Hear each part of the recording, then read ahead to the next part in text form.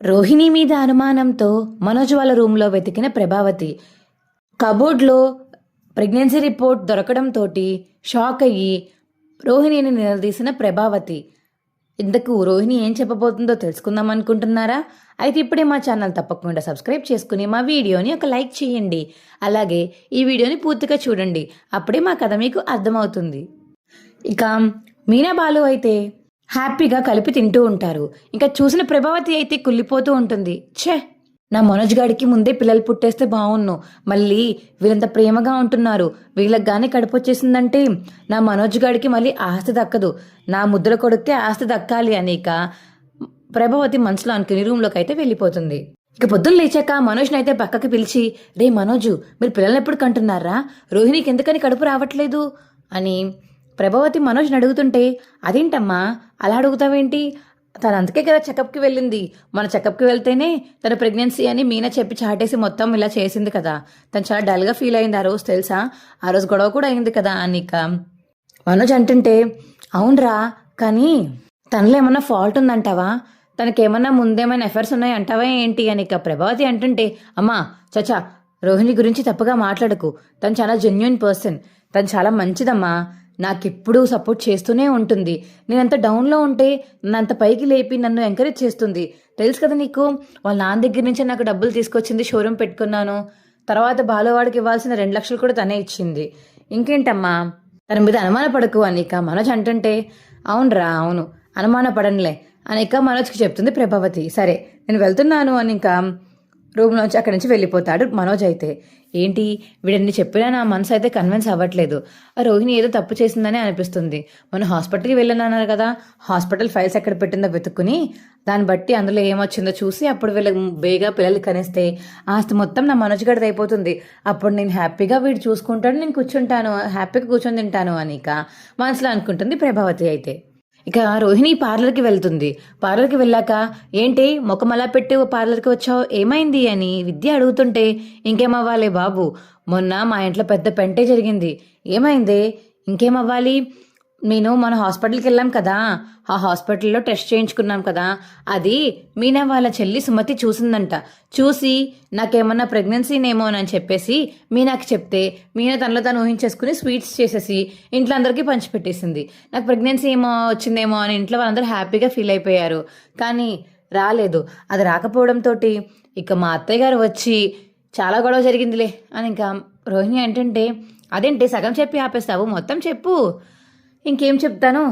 అవును కానీ మరి సుమతి ఎందుకు హాస్పిటల్కి వచ్చింది అని చెప్పేసి విద్య అడుగుతుంటే, తను అక్కడ జాబ్ చేస్తుందంట, ఇంటర్వ్యూ కోసం వచ్చింది, జాబ్ కోసం, జాబ్ కన్ఫర్మ్ అయినట్టుంది అని చెప్పేసి ఇక రోహిణి అంటుంటే, అవునా, పోన్లే, ఆ హాస్పిటల్ నుంచి ఏమైనా హెల్ప్ కావాలంటే తను అడగచ్చు అయితే అని ఇక విద్య అంటుంటే, నేను చెప్తుంది ఏంటి, నువ్వు చెప్పేది ఏంటి విద్య? మనం సగంలో ఆపేసావు కదా రోహిణి. సరే చెప్తాను విను. పిల్లల గురించి నేను మనోజ్ని అడిగితే మనోజ్ ఏమో నాలో తప్పుంది, నీకు పెళ్లికి ముందు ప్రెగ్నెన్సీ వచ్చిందా అని అన్నాడు. నేను రివర్స్లో అనేసరికి వెళ్ళి వాళ్ళ అమ్మని తీసుకొచ్చాడు. ఏంటి, గొడవకి వెళ్ళినప్పుడు మొగుడు పిల్లం గొడవ పడితే వెళ్ళి వాళ్ళ అమ్మకి చెప్పి అమ్మని తీసుకొచ్చాడా ఏంటి? మనోజ్ చిన్నపిల్లడు అనుకుంటున్నాడు ఏంటి, చిన్నపిల్లలు గొడవ అనుకుంటున్నాడు ఏంటి అని విద్య అడుగుతుంటే, నేను అదే అనుకున్నానప్పుడు నా మనసులో. కానీ ఆవిడ వచ్చి మళ్ళీ నన్ను అడిగింది, నువ్వు ఎక్కడో పెరిగావు కదా మలేషియాలో, నువ్వు ఎలా బిహేవ్ చేస్తున్నావో, నువ్వు పెళ్లికి ముందు ఎవరితో తిరిగావో మాకు తెలుసా అని అడిగింది.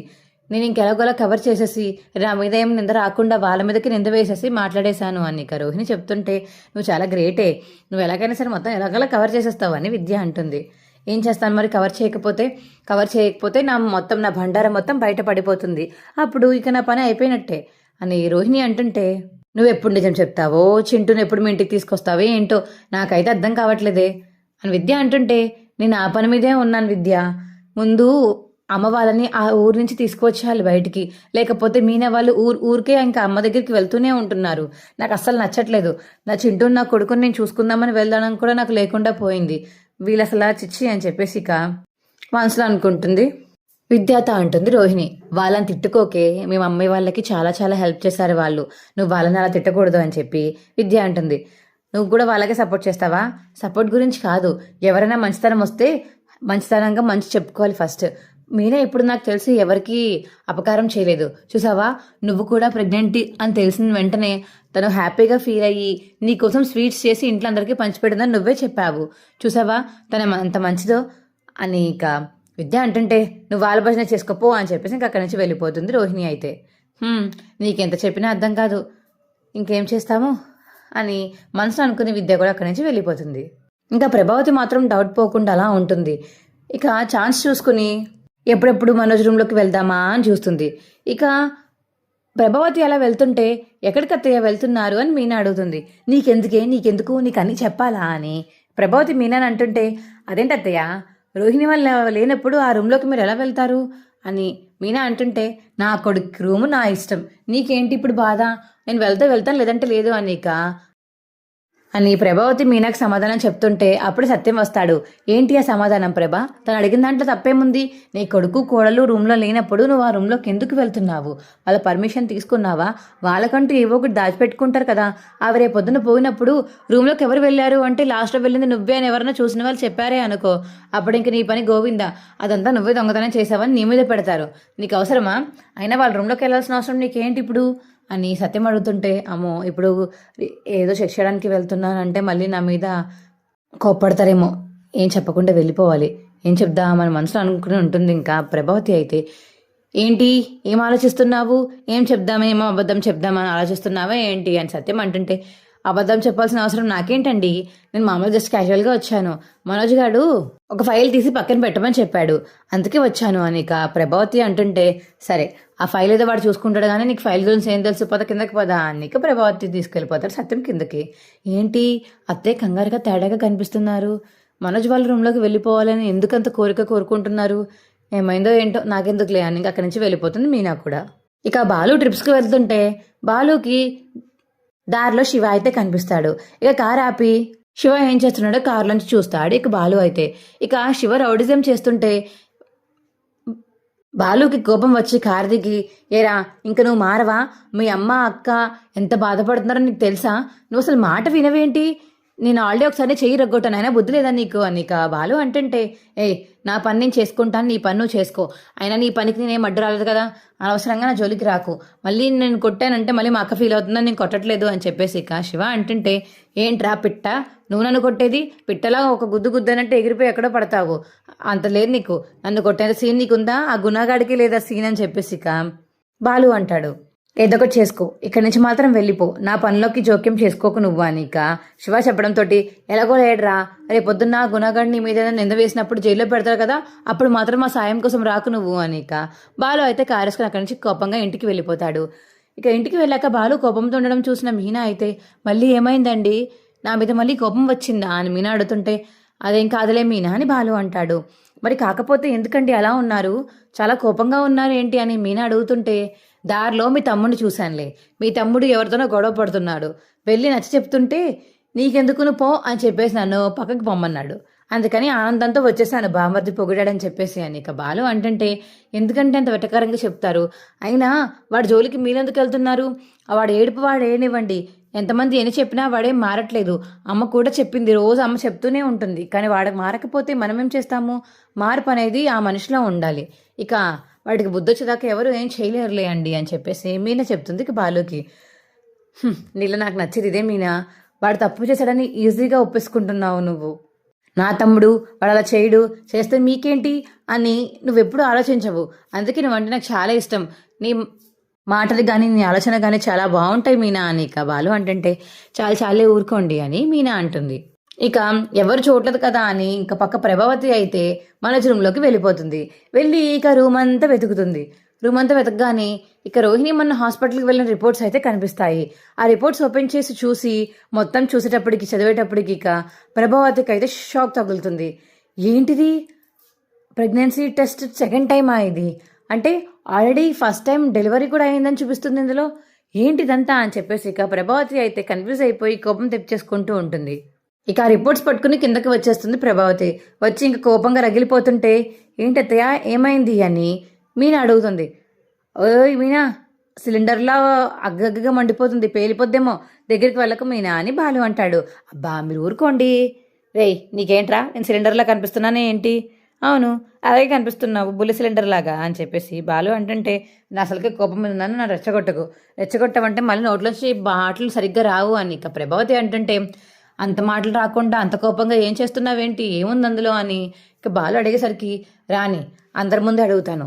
దాన్ని రానివ్వు అని ప్రభావతి అంటుంటే, దాన్ని దీన్ని అంటున్నావు. మా ఆవిడని తప్ప నువ్వు ఇంక ఇంట్లో ఎవరినైనా అనవు కదా! ఎవరది? అని బాలు అడుగుతుంటే, ఇంకెవరు? రోహిణి. రోహిణిని రానివ్వు చెప్తానని చెప్పేసి ఇంక అలా కూర్చుని కోపంగా ఉంటుంది ప్రభావతి అయితే. అప్పుడే ఇక రోహిణి, మనోజ్, రవి, శృతి అందరూ ఇంటికి వస్తారు. ఏయ్ ఆగవే అని చెప్పేసి ఇంకా రోహిణిని ఆగమని చెప్తుంది ప్రభావతి. ఈ ఫైల్స్ చూసావా? ఈ ఫైల్స్ చూడ ఒకసారి. ఈ ఫైల్స్లో ఏముందో చదువు అని ఇక ప్రభావతి రోహిణికి ఇస్తుంది. ఆ రోహిణి ఇంకా ఫైల్స్ చూసి షాక్ అయిపోయి, ఏంటి ఈ ఫైల్స్ మీ చేతికి ఎలా వచ్చాయి అని రోహిణి అడుగుతుంటే, ఎలా వచ్చాయో ఏంటి అనేది నీకు అనవసరం. అసలు అందులో ఉన్న మ్యాటర్ ఏంటి? అసలు నువ్వు ఏంటి నాకు అర్థం కాదు. మొన్నటిదాకా మనోజ్ గారిని నువ్వు ముందు పెళ్లికి ముందు ఒక అమ్మాయితో తిరిగావు, ఇలా చేసావు అలా చేసావు అని మా వాడిని అవమానించి మరీ తిట్టావు. ఇప్పుడు దీనికి ఏం సమాధానం చెప్తావు? నువ్వు అక్కడ మలేషియాలో పెరిగావు కదా అంటే, నేను అలాంటివేం చేయలేదండి, నేను చాలా మంచిదాన్నండి అని చెప్పేసి కవరింగ్లు కట్టింగ్లు ఇచ్చుకున్నావు కదా, ఇప్పుడు చెప్పు, ఇప్పుడు ఏం చెప్తావో చెప్పుకో అని చెప్పేసి ఇక ప్రభావతి అంటుంటే, అడ్డంగా బుక్ అయిపోయాను. నేను లేనప్పుడు ఈవిడెందుకు నా రూమ్లోకి వెళ్ళి ఆ రిపోర్ట్స్ చెక్ చేయాలి, ఆ రిపోర్ట్స్ నేనెందుకు కబోర్డ్లో పెట్టాలి, దేవుడా అని చెప్పేసి ఇక మనసులో అనుకుంటూ ఉంటుంది రోహిణి అయితే. ఏంటి రోహిణి, చెప్తావా చెప్పవా, లేకపోతే డైరెక్ట్గా నేనే హాస్పిటల్కి వెళ్ళి కనుక్కోమంటావా నన్ను అని ప్రభావతి అంటుంటే, అయ్యే అత్తయ్య అంత దూరమే మీరు వెళ్ళాల్సిన అవసరం లేదు, నేనే చెప్తాను అని రోహిణి అంటుంది. ఇక రోహిణికి ఏం చేయాలో తెలియక ఏడుపు అయితే మొదలు పెడుతుంది. ఏంటి ఏడుపు మొదలు పెడుతున్నావు, ఏంటి నాటకాలు ఆడుతున్నావా అని చెప్పేసి ఇక ప్రభావతి అయితే మెడ పట్టుకుంటుంది రోహిణిది. ఏ ప్రభా వదులు వదులు అని చెప్పేసి ఇక సత్యం అంటుంటే, అత్తయ్య వదలండి అత్తయ్య, ఏంటి అత్తయ్య ఇదని ఇంకందరూ అడగడంతో ఇక మెడ పట్టుకోవడం అయితే వదిలేస్తుంది ప్రభావతి. ఏంటత్తయ్య నేను ఇంకా నిజం చెప్పకుండానే నా మెడ పట్టేసుకున్నారు, అసలు నిజం చెప్పాలా వద్దా మీకు అని చెప్పేసి ఇక రోహిణి అంటుంటే, చెప్పు నిజమేంటో చెప్పు, నువ్వు నా కొడుకు జీవితాన్ని నాశనం చేసిందానా అని చెప్పేసి ఇక ప్రభావతి అంటుంటే, మీ కొడుకు జీవితం నేనేం నాశనం చేయలేదండి, నేను మీ కొడుకుని కాపాడాను అని ఇక రోహిణి అంటుంటే, ఏంటి నా కొడుకుని కాపాడావా, నువ్వు కాపాడడం ఏంటి? అవునండి, అప్పట్లో పెళ్లి చేసుకున్న తర్వాత మీ మనోజ్కి జాబ్ పోయింది కదా, జాబ్ పోయి ఖాళీగా తిరుగుతున్నాడు, అప్పుడు వచ్చింది నాకు ఫస్ట్ ప్రెగ్నెన్సీ. కానీ మీ ఇంట్లో ఎవరికి నేను చెప్పలేదు, ఎందుకంటే అప్పటికి మా ఫైనాన్షియల్గా సిచ్యువేషన్ మాకేం బాగాలేదు, ఈయన జాబ్ చేయలేదు, జాబ్ పోయింది, చిన్న చిన్న జాబ్స్ ఏమో చేయను అంటున్నారు. ఇవన్నీ చెప్పాక నేను ప్రెగ్నెన్సీ వచ్చింది హ్యాపీగా ఉందామని ఎలా చెప్తాను అనుకున్నారండి? సర్లే 2 days ఆగుదాము, ఆ తర్వాత చెప్దాము అనుకున్నాను. కానీ అప్పటికి మనోజ్ ఇక పల్లీలు తింటూ పార్కులో పడుకుంటున్నాడని తెలిసింది. నాకు ఇంక కోపం వచ్చి అక్కడి నుంచి ఇంట్లో నుంచి మీకు వెళ్ళిపోయిన గుర్తుందా అని ఇక రోహిణి అంటుంటే, అవును వెళ్ళిపోయావు, ఇప్పుడు దానికి దీనికి సంబంధం ఏముందని ప్రభావతి అడుగుతుంటే, సంబంధం ఉంది అత్తయ్య, ఆయనకి జాబ్ లేదు, ఎలా పిల్లల్ని పోషిస్తారు ఇప్పుడు నేను కంటే అని టెన్షన్ పెట్టుకుని ఆలోచించి ఆ స్ట్రెస్కి ప్రెగ్నెన్సీ పోయింది. అదే ఆవిడకి చెప్పాను, అందుకని ఫస్ట్ ప్రెగ్నెన్సీ మిస్క్యారేజ్ అని ఉంటుంది, అందుకు చూసారా మీరు అసలు అని చెప్పేసి ఇక రోహిణి అంటుంటే, అవునా అవునా అని చెప్పేసి ఇక ప్రభావతి అండంతో ఇంక ఇంట్లో వాళ్ళందరూ తల ఊపుతారు. ఛే అంతా ఈ ఫైల్ వల్లే, ఆ ఫైల్లో క్లారిటీగా రాయొచ్చు కదా ఏ డేలో డెలివరీ అయిందో ఏమైందో, ఏమి రాయకుండా ఇలా చేస్తే నేనేం చేయాలి అని ఇక ప్రభావతి అంటుంటే, నువ్వెప్పుడు ముందు ఆలోచించవు కదా, ముందు ఆ పని అంతా చేసేసాక తర్వాత ఆలోచిస్తావు. ఎవరన్నా ఆ పని చేస్తున్నామా పర్ఫెక్ట్గా ఉందా అని ముందు చూసుకుని ఆలోచించుకుని చేసుకుంటారు, కానీ తమరు అలా చేయరు కదా అని చెప్పేసి సత్యం అంటుంటే, అదేంటండి నన్ను అంటారు, నిన్ను కాకపోతే ఇంకెవరిననాలి, మీనా నన్న, నీకు అదే కదా కావాలి, అయినా మీనా ఎప్పుడు ఎవరి మనుషులు లేకుండా వాళ్ళ గదిలోకి అసలు తను వెళ్ళదు, ఎంతకు తనకు ఒంట్లో బాగోకపోతే తప్ప ఇంకా అసలు ఆ రూమ్లోకి వెళ్ళదు, కావాలంటే హాల్లోనో లేకపోతే పైన పడుకుంటుంది నాకు రెస్ట్ కావాలంటే అని ఇక సత్యం అంటుంటే, కరెక్ట్గా చెప్పావు నాన్న, నేనే చెప్పబోతున్నాను, అమ్మాయి తీసుకొచ్చి ఫైల్స్ అమ్మాయి రాగంతం చేసి మళ్ళీ నాకు తెలుసమ్మా అని నాటకాలు ఆడుతుంది, ఇంకేమన్నాను అమ్మని అని చెప్పేసి బాలు అంటాడు. రేయ్ నువ్వెందుకు మాట్లాడుతున్నారా, నువ్వు సైలెంట్గా ఉండు అని ప్రభావతి అంటుంటే, నీ మాట్లాడకపోతే డాన్స్ అయినా, ఎప్పుడు చూసినా ఏదో గొడవలోకి మా ఆవిడ్ని లాగుదామని చూస్తావు, మా ఆవిడ నీకు అంత లోగుగా ఉందా, ఏం మాట్లాడదానే కదా, బాగా ట్రైనింగ్ ఇచ్చి పంపుతాను నేను మీ ఇంటికి అని చెప్పేసి ఇక బాలు అంటుంటే, దేనికిరా ట్రైనింగు అని సత్యం అడుగుతాడు. ఇంక దేనికి నాన్న, అమ్మతో యుద్ధంలో గెలవడానికి ట్రైనింగ్ ఇస్తాను మీనాకి అని చెప్పేసి ఇక బాలు అంటే ఇంట్లో అందరూ నవ్వుకుంటారు. ఇక రోహిణి అయితే రూమ్లోకి వెళ్ళిపోయి కూర్చుంటుంది. అమ్మయ్య అప్పటికప్పుడు ఏదో కవర్ చేసాను కాబట్టి సరిపోయింది, లేదంటే ఇప్పుడు దాకా నా ప్రెగ్నెన్సీ నాకు ఉందో లేదో వీళ్ళు తెలియదు కాబట్టి, ఒకవేళ తెలిసింటే నేను మంచి ఖచ్చితంగా మా అత్తయ్య గారు నన్ను బయటికి గింటేద్దును అని చెప్పేసి ఇక తనలో తాను రోహిణి మాట్లాడుకుంటూ ఉంటుంది. అప్పుడే మనోజ్ ఇక రూమ్లోకి అయితే వస్తాడు. ఏంటి మనోజ్, మీ అమ్మ మనం లేనప్పుడు మన రిపోర్ట్స్ తీసుకోవడంలో అసలు తప్పు కదా, అలా ఎలా తీసుకుంటారు, కొంచెం కూడా మేనస్ లేదు మమ్మీకి అని చెప్పేసి ఇక రోహిణి అంటుంటే, నేనేం చేయను రోహిణి, నువ్వే అలవాటు చేసుకున్నావు. నువ్వు లేనప్పుడు రూమ్లోకి వచ్చినా పర్లేదు అత్తయ్య, ఉండండి అత్తయ్య, కూర్చుని అత్తయ్య అని చెప్పేసి ఓ పొలం అని రెస్ట్ చేస్తావు కదా మీ అత్తయ్యని. ఇప్పుడు చూసావా, రూమ్లోకి వచ్చి మరీ ఆ ఫైల్స్ వెళ్ళిపోయింది. అది నేను చేస్తే నేను దొంగతనం అంటారు. అమ్మ అందరూ వచ్చేసాక చదివేశాక బయటపెట్టింది కాబట్టి అందరికీ తెలిసింది. మనోజ్ అంటుంటే, అయినా అలా తీయాల్సిన అవసరం ఏముంది మనోజ్, తీయక్కర్లేదు కదా, నన్ను అడిగితే హాస్పిటల్కి వెళ్ళినప్పుడు ఏం చేశారు, ఏం టెస్టులు చేశారని అడిగితే సరిపోద్ది కదా, నేను అందుకే ఈ ఫస్ట్ మిస్క్యారేజ్ గురించి ఎవరికి చెప్పలేదు నేను అని రోహిణి అంటుంటే, అదేలే రోహిణి, నువ్వు చాలా పాజిటివ్గా ఆలోచించావు, నేనే పిచ్చి పిచ్చిగా ఆలోచించి ఇలా అయిపోయాను, ఈసారి నుంచి నేను కొంచెం బాగా చేసుకుంటాను, బాగా సంపాదిస్తాను అని మనోజ్ అయితే మనసులో అనుకుంటూ ఉంటాడు. మా వీడియో మీకు ఎలా అనిపించిందో కింద కామెంట్ సెక్షన్లో తెలియచేయండి. మా వీడియో కనుక నచ్చితే మా వీడియోని లైక్ చేసి తప్పకుండా మా ఛానల్ సబ్స్క్రైబ్ చేసుకోండి. పక్కనే ఉన్న గంట సింబల్ మీద క్లిక్ చేయండి. అప్పుడే మేము చేసే వీడియోలు మీకు రోజు వస్తాయి. Bye friends.